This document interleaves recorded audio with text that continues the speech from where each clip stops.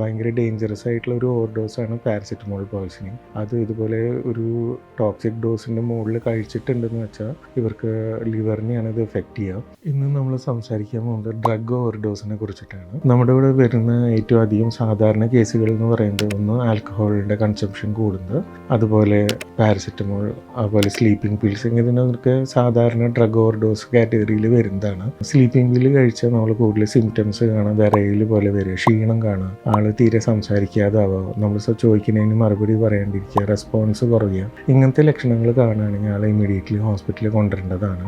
ഈ ബെൻസോഡയോസെപ്പിൻസ് അല്ലെങ്കിൽ sleeping pills കഴിക്കുമ്പോൾ നമ്മുടെ ഹോസ്പിറ്റലിൽ വന്നിട്ടുള്ള ട്രീറ്റ്മെൻറ്റ് കൂടുതലും സപ്പോർട്ടീവായിട്ടുള്ള മാനേജ്മെൻ്റ് ആയിരിക്കും. ഇവർക്ക് എന്താ ബുദ്ധിമുട്ടുള്ളത് അതനുസരിച്ചിട്ടുള്ള കെയർ ആയിരിക്കും കൊടുക്കുക. പിന്നെ അതുപോലെ ഭയങ്കര ഡേഞ്ചറസ് ആയിട്ടുള്ള ഒരു ഓവർഡോസാണ് പാരസിറ്റമോൾ പോയ്സണിങ്. അത് ഇതുപോലെ ഒരു ടോക്സിക് ഡോസിൻ്റെ മുകളിൽ കഴിച്ചിട്ടുണ്ടെന്ന് വെച്ചാൽ ഇവർക്ക് ലിവറിനെയാണ് ഇത് എഫക്റ്റ് ചെയ്യുക.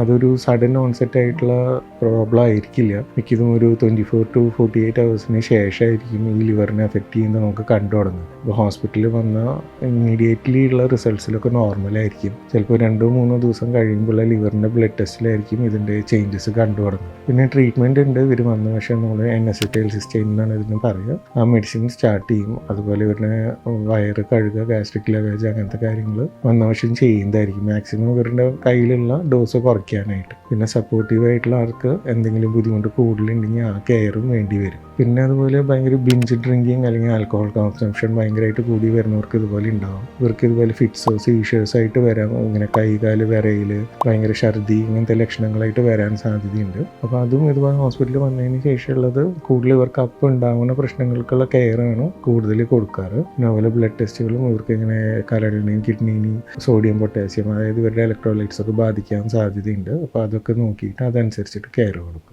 AR Super Specialty Hospital. Your health, our priority.